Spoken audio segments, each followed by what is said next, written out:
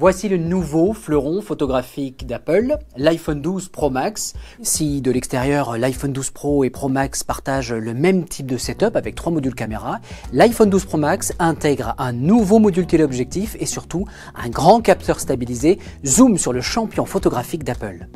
Ça va être un tout petit peu fastidieux, mais promis, ça sera pas long. Il faut d'abord rappeler les différences entre les différents iPhones. Il y a l'iPhone 12 mini, l'iPhone 12, l'iPhone 12 Pro, l'iPhone 12 Pro Max. Les deux iPhone 12 et iPhone 12 mini partagent la même fiche technique. Ils ont deux modules caméra, un ultra grand angle et un grand angle classique. L'iPhone 12 Pro, par rapport à ses petits frères, a en plus un module téléobjectif, mais c'est le module téléobjectif des iPhone 11, c'est-à-dire c'est un équivalent 52 mm. Alors vous allez me dire, l'iPhone 12 Pro Max il est pareil, pas du tout. Non seulement il diffère côté grand angle, mais il diffère aussi côté téléobjectif. Alors passons par le plus significatif, c'est bien évidemment un nouveau module caméra principal. C'est toujours un module 12 mégapixels, c'est toujours un équivalent 26 mm, mais il s'agit d'un capteur beaucoup plus grand, 47% de surface de pixels en plus. Il y a aussi une première mondiale, il s'agit du premier capteur stabilisé mécaniquement. Pour vous la faire simple, concrètement, dans chaque coin du module caméra, il y a des électroaimants qui sont pilotés avec les gyroscopes et qui sont capables de déplacer le capteur selon vos mouvements. Qu'est-ce que ça fait? Ça corrige les mouvements parasites de l'utilisateur et ça permet de shooter plus bas en vitesse. Adieu le 52 mm traditionnel, le téléobjectif connaît une amélioration de 20%, on passe sur un 65 mm. Concrètement, qu'est-ce que ça veut dire? Eh bien non, Apple ne va pas faire la course à la puissance de zoom, mais vous donne ici un tout petit peu plus de performance pour des portraits un peu plus saisissants. Commençons par les fondamentaux. Où Apple est-il très fort? Il est fort dans un élément dans lequel il est quasiment le seul, par Google, c'est la cohérence des couleurs. Alors cette cohérence des couleurs qu'on a retrouvée dans les terminaux précédents, elle est toujours présente dans l'iPhone 12 Pro Max. On voit bien que quand on shoot en ultra grand angle et quand on passe au téléobjectif, eh bien les nuances de bleu d'un ciel sont conservées. Cela étant, si vous regardez ce petit clip vidéo, vous pouvez voir que les algorithmes d'Apple peuvent parfois être pris en défaut. Vous le voyez ici, cette balance des blancs, quand on bascule du plafond aux écrans jusqu'à la table, eh bien on passe du blanc au jaune. Bon là, il y a évidemment des moulinettes d'algorithmes. Évidemment, ça va être amélioré tout du long, mais ça c'est un petit peu l'exception qui confirme la règle. Quand on shoot une scène à l'ultra grand angle, au grand angle et au téléobjectif, on obtient les mêmes couleurs. Ça vous paraît normal? Eh bien sachez qu'il n'en est rien et que ce fondamental d'Apple est bien conservé.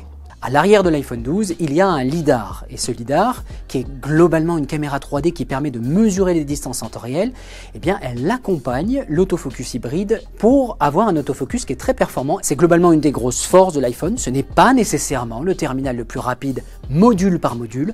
Par contre, c'est un appareil qui, comme pour les couleurs, est constant en autofocus. Une fois de plus, Apple ici marque des points grâce à sa constance. Parlons des performances module par module. Donc on va parler de l'ultra grand angle qui est un de mes modules chouchou.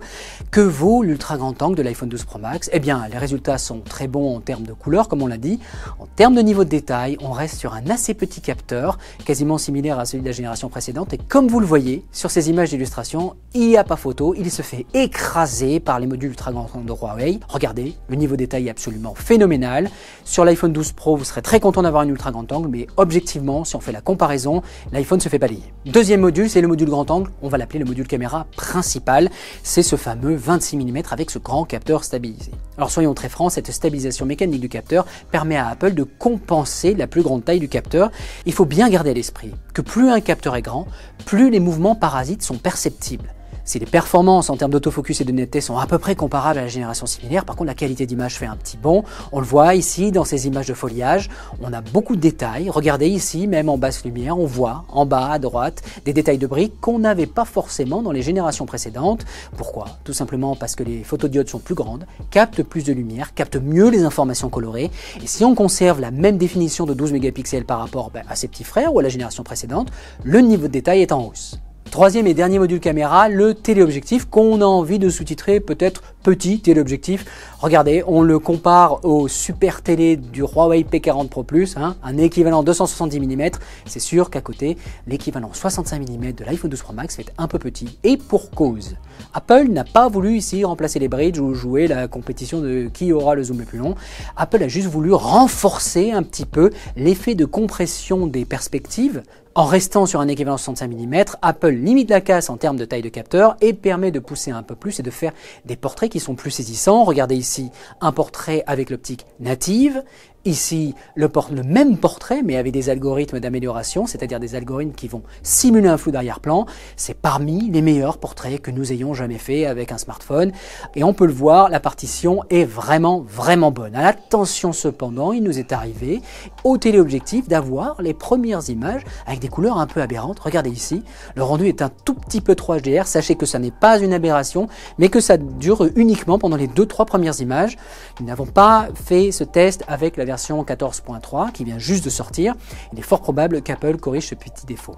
Alors non, l'iPhone 12 Pro Max ne va pas remplacer votre bridge, ne va pas remplacer votre super télé. Et oui, dans ce domaine, les Oppo et Huawei ont l'avantage, mais il se trouve qu'on fait plus souvent des portraits de sa famille et de ses amis qu'on ne va au Machu Picchu ou sur l'Everest. Donc ça sera évidemment un choix d'usage que vous aurez à faire, mais en tous les cas, la partition est plutôt bonne. Oui, l'iPhone 12 Pro Max est le meilleur terminal Apple en matière de photographie. Petit bémol cela dit, regardez-le dans ma main, il est quand même assez massif. Et là, vous l'avez sans la coque. Et mine de rien, parce qu'il pèse un peu plus de 220 grammes, au bout d'un moment, quand on l'a toute la journée en bout de bras comme ça, vu qu'on l'a en bout de doigt et pas en bout de main, eh ben, il finit par peser. C'est un avantage en vidéo parce que ça lui confère une relative stabilité. Par contre, ça peut s'avérer un peu fatigant sur le long terme. Attention, allez en magasin, faites-vous une idée parce que le prix à payer pour avoir la meilleure qualité photographique chez Apple, eh bien c'est un poids en hausse. Est-ce que l'iPhone 12 Pro Max est le meilleur smartphone en photo? J'ai envie de dire comme d'habitude un peu non. C'est lui qui est le plus constant, il est très complet, il a une excellente partition logicielle, mais si on prend les modules caméra de manière séparée, il n'est pas le meilleur. Comme d'habitude, Apple n'a pas joué la surenchère technologique, il s'est contenté d'améliorer chaque module un petit peu de ci, de là. Oui, le fait d'avoir fait grandir le capteur permis de récolter un peu plus de lumière en basse lumière, non. La technologie de rester sur seulement 12 mégapixels n'est pas capable d'aller taquiner les Samsung et Huawei avec leurs super capteurs, les uns à 108 mégapixels, les autres à 50 mégapixels, qui sont capables d'interpoler toutes ces images pour faire du 10, 12 ou voire 16 mégapixels de bien meilleure qualité. Les forces de l'iPhone 12 Pro Max sont donc un terminal qui est dans la continuité colorimétrique des iPhones, qui a désormais un mode ProRAW que nous allons tester dans les semaines qui viennent, qui a toujours de très bonnes couleurs et un autofocus très constant. Par contre, si vous voulez de l'ultra grand angle de super qualité ou de l'ultra zoom, il va forcément falloir frapper à la porte d'Android.